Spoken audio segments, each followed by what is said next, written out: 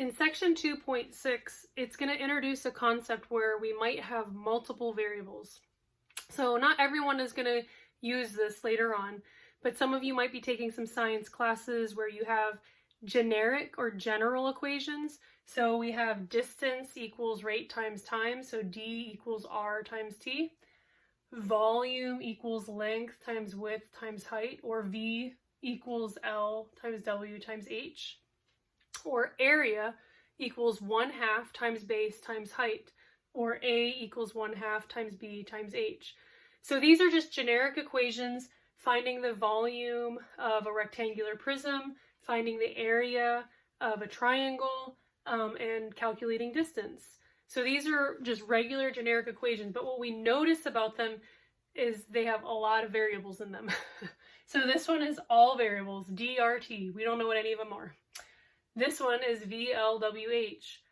So, and then this one just has the nice one constant. We have the 1/2, okay? So what if we don't know the volume, or we don't know the distance, or we don't know the area, but we know one of the other pieces, or two of the other pieces, and we're solving for the other one? So these equations are written in such a way that you know the length times the width times the height, and you're calculating for volume. Or you know the rate and the time, and you're calculating the distance. Or you know the base and the height, and you're calculating the area. But what if you're starting off with something else and you're trying to find another missing variable? So we're going to use the same concepts, the same properties of equality, your addition, subtraction, multiplication, division. Going to use the same things here. All right, so what if we wanted to solve for height? Say I know the volume and I know the length and the width, but I don't know the height of this rectangular prism. Okay, so what am I going to do? Well, to get h by itself is basically what we want to do. So if we're solving for a variable, our goal is to get that variable by itself. So what is this h doing with these other variables here? Well, the h is being multiplied by a w and an l. So what's the opposite of multiplication? Division. So we want to divide by that w and the l. And whatever we do to one side, we do to the other. What's going to happen to the l's on the right? What's going to happen to the w's on the right? They're both going to cancel out, leaving this h by itself. So now what we've done is we've rewritten this generic equation, or this general equation, we've rewritten it to solve for the variable that we need to solve for in whatever specific situation we might be in. Because we might not always be solving for volume. Maybe we already know the volume and we're trying to calculate one of these other variables. So in this case, we could rewrite this as h equals volume divided by length times width. And then this would be how we would write the equation if we were solving for h, or if h was the missing information or the missing piece. So the same thing with our DRT. What if we wanted to solve for r? Meaning we know the distance, we know the time, but we don't know the rate. Okay?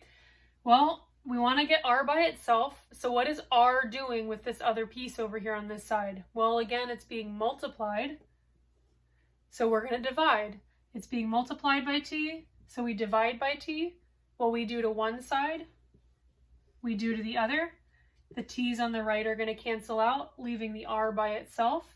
So we can rewrite this equation as r equals distance divided by time. So our rate would be distance divided by time. And our last example is the area of a triangle.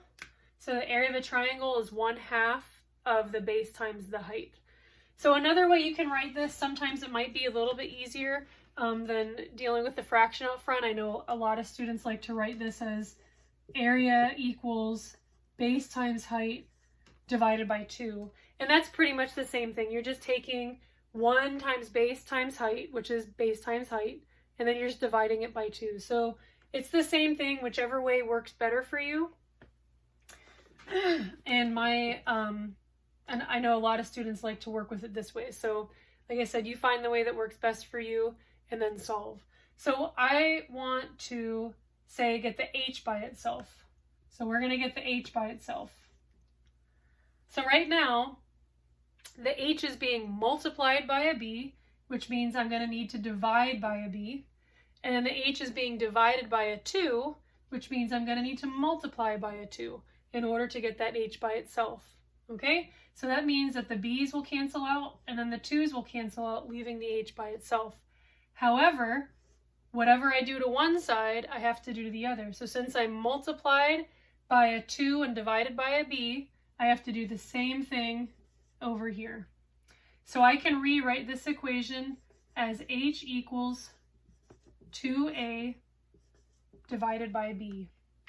And that would give you the equation solving for h. So in section 2.6, you'll see a lot of problems like that. In some of them, they're going to ask you to plug in the number. They're going to actually say solve the general equation. But now we're going to give you some numbers to plug in and then solve for these numbers as well. So you'll see a few problems like this in section 2.6.